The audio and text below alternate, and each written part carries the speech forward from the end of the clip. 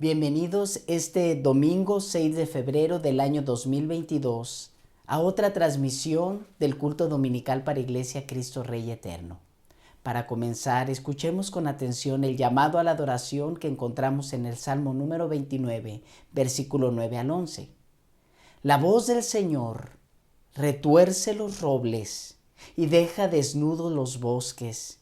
En su templo todos gritan gloria. El Señor tiene su trono sobre las lluvias. El Señor reina por siempre. El Señor fortalece a su pueblo. El Señor bendice a su pueblo con la paz. Entonemos juntos los siguientes cantos antes de escuchar la predicación.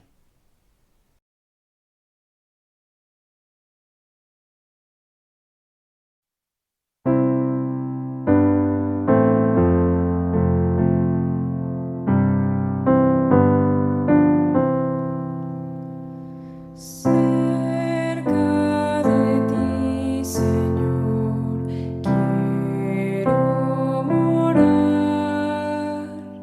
Tu grande y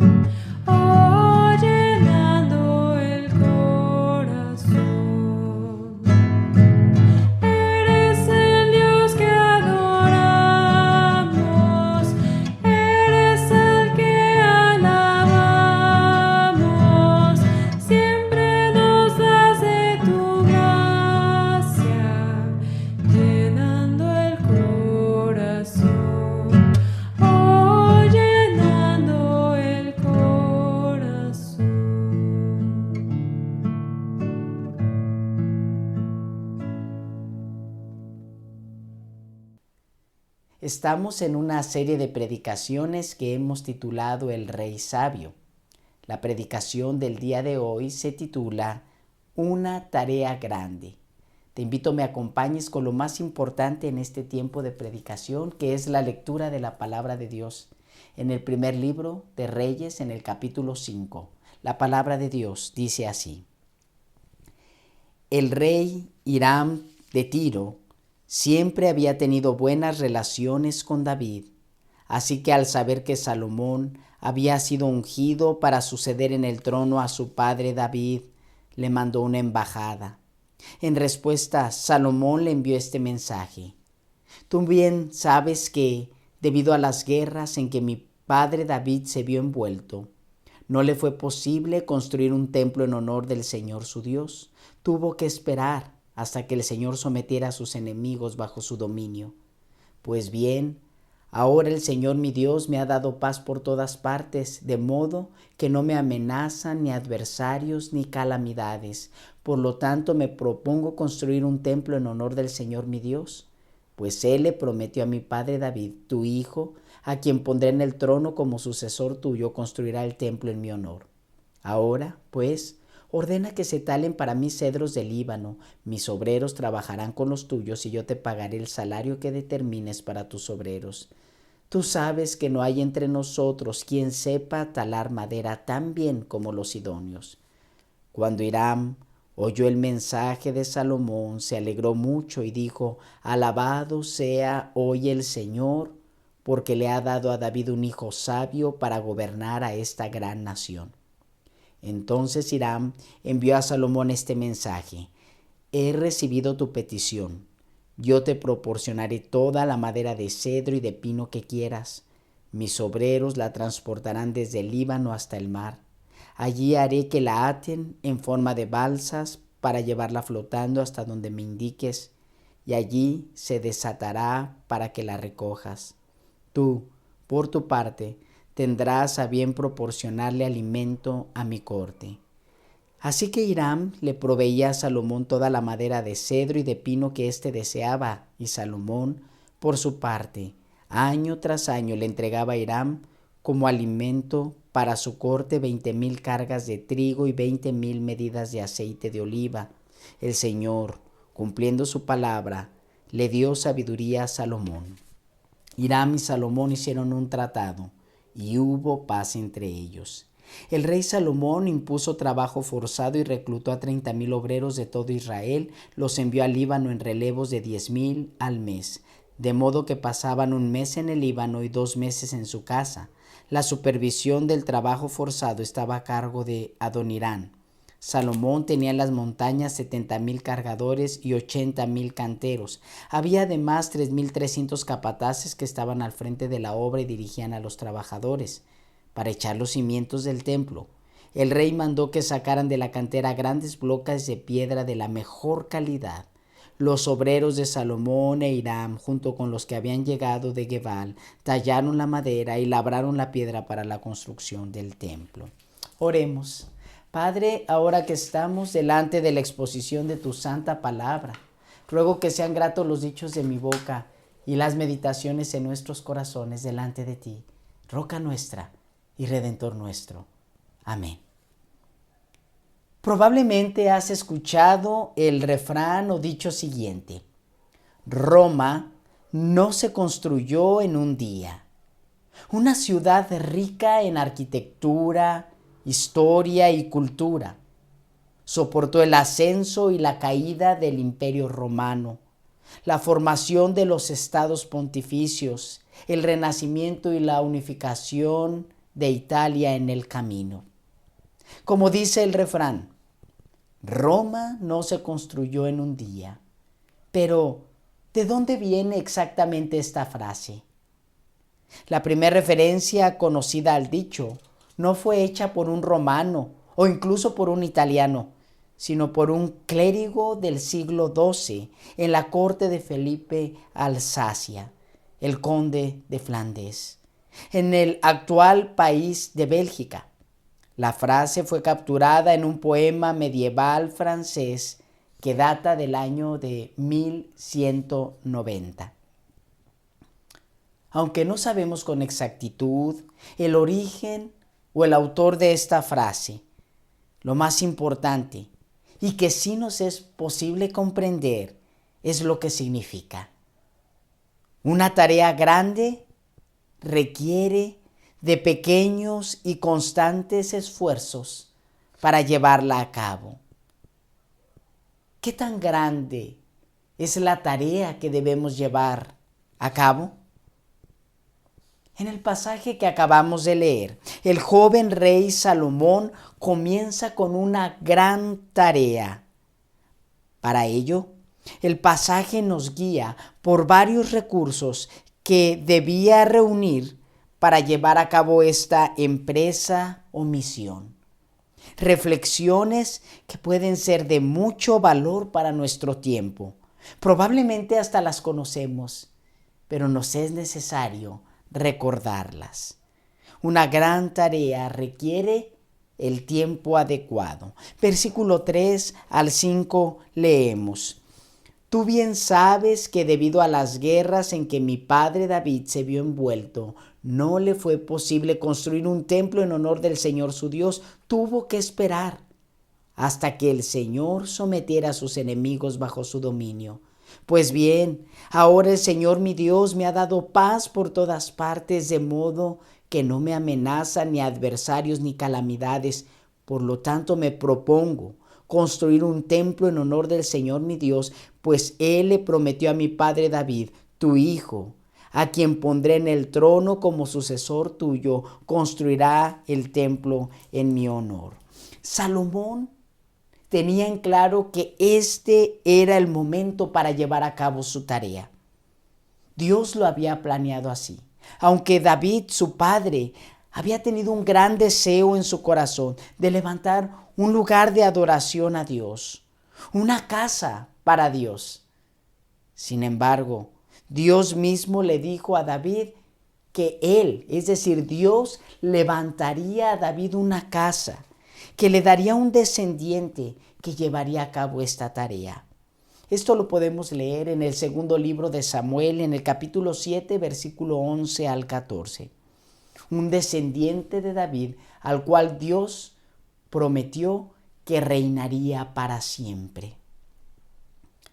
Tomando en cuenta también este aspecto del tiempo adecuado, otro referente para Salomón que puede ser de ayuda también para nosotros es que una gran tarea requiere de tiempos de paz. La situación en ese momento, en el reinado del Salomón, era favorable para llevar a cabo la construcción del templo de Dios. El rey gozaba de salud, pero sobre todo de paz en todas sus fronteras. Era el tiempo de reunir los recursos para levantar un lugar muy especial. Salomón aprovechó las oportunidades, como se menciona al principio de este capítulo en el versículo 1 y 2, pues Hiram, el rey de Tiro, era amigo de David su padre. Hiram buscó al rey Salomón y una vez que establecieron comunicación por medio de correspondencias, por medio de cartas, Salomón logró obtener recursos para esta tarea tan grande.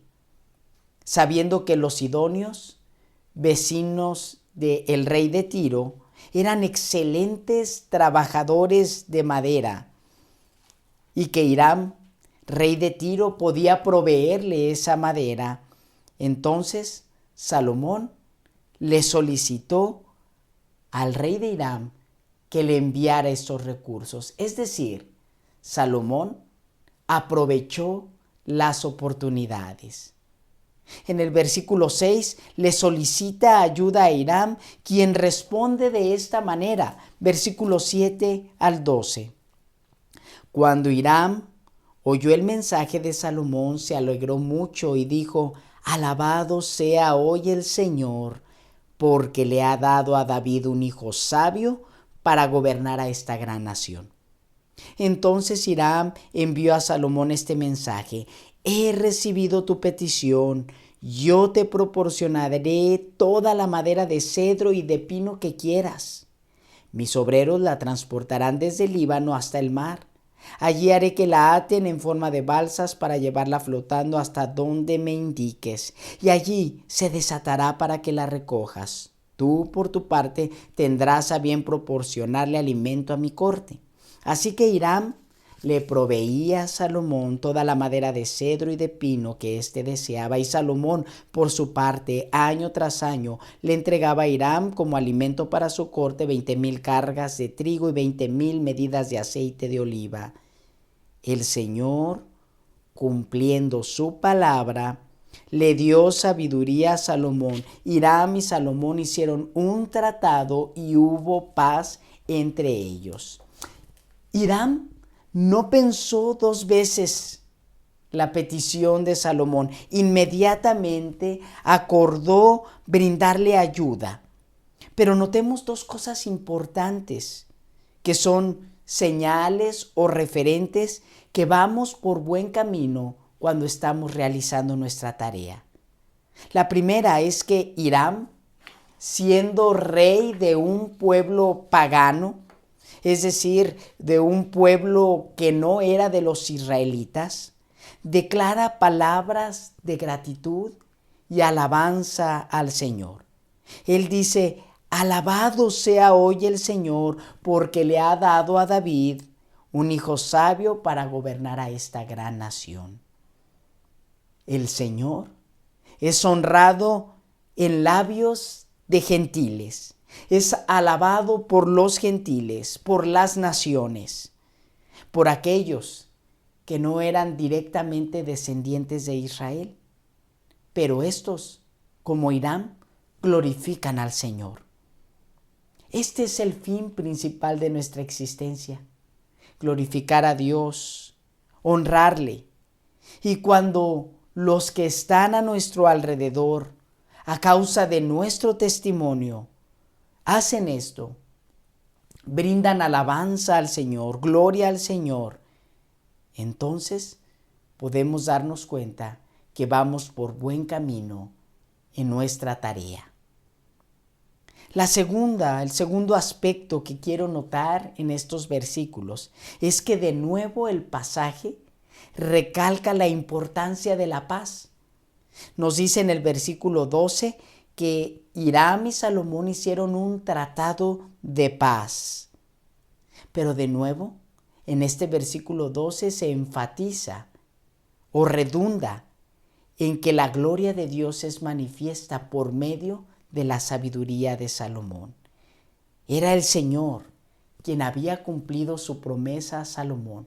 Por lo tanto, Él es digno de recibir la adoración.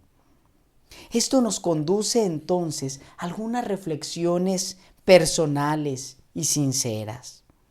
Entre ellas, los proyectos que estoy emprendiendo, la tarea que llevo a cabo, ¿está glorificando al Señor? Las oportunidades que se presentan están llevando a otros y a mí a expresar gratitud y alabanza al Señor. Si es así, entonces podemos pasar a la tercera sección de esta enseñanza. Invierte lo que tienes. Esto es precisamente lo que hizo Salomón. Él no esperó con las manos cruzadas. Las oportunidades las aprovechó e impulsó a hacer lo que estaba a su alcance para que estas oportunidades le rindieran el máximo fruto. Un fruto en el tiempo adecuado. Y esta es la lección también para nosotros. Aprovechar esas oportunidades, invirtiendo lo que tenemos en el tiempo adecuado, en el tiempo de Dios. En los versículos 13 al 18, el joven rey creó todo un sistema de trabajo bien diseñado, en el cual reclutó a 30,000 obreros, agrupándolos estratégicamente en equipos de 10,000.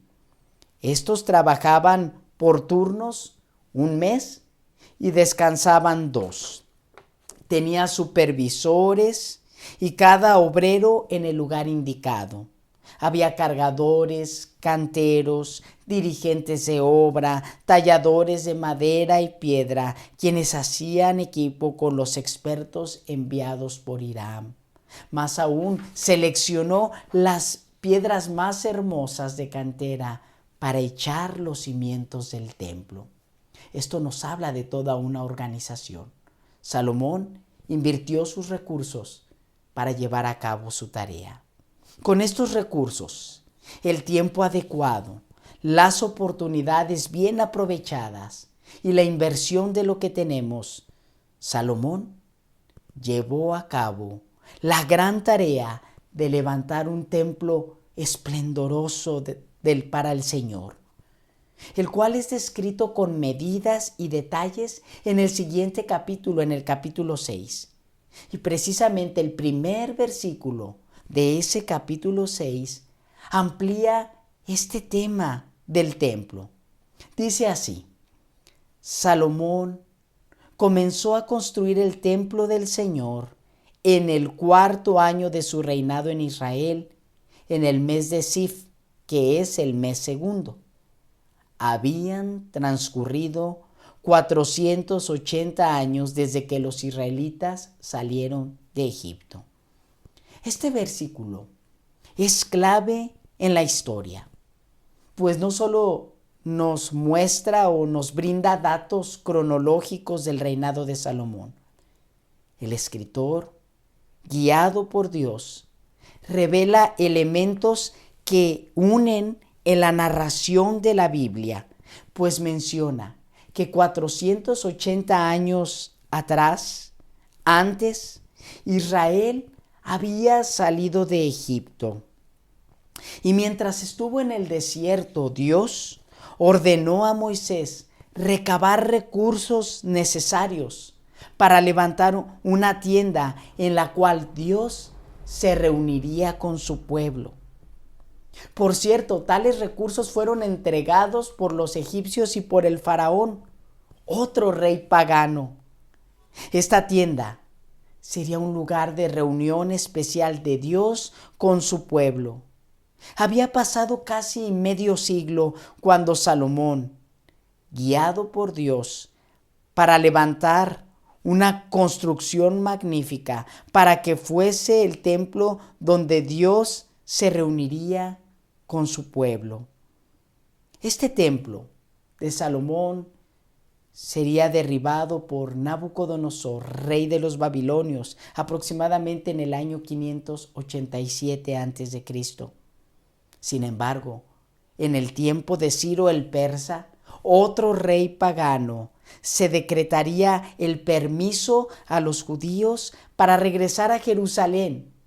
Es ahí el tiempo que leemos en la escritura de Nehemías, de Esdras, quienes comenzarían a levantar un nuevo templo, en el cual participarían también profetas como Ageo y Zacarías, quienes expresaban con melancolía en su mensaje el recuerdo de aquel templo glorioso levantado en este tiempo, en el tiempo del rey Salomón.